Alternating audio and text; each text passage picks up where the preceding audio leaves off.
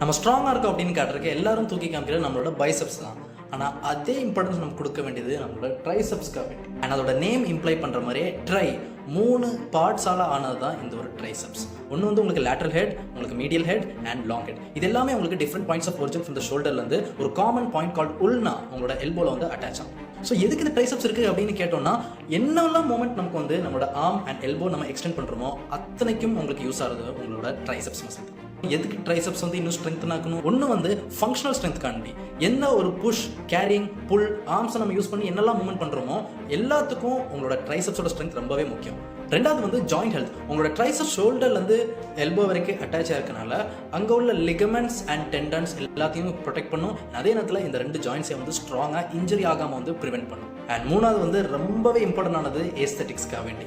ஒரு இது போட்டோன்னா அந்த கஃப் அப்படி பிடிக்கணும், ஜம்முன்னு பிடிச்சி நம்ம நடக்கும்போது அப்படி கம்பீரமாக இருக்கணும் பார்க்குறதுக்காக வேண்டி.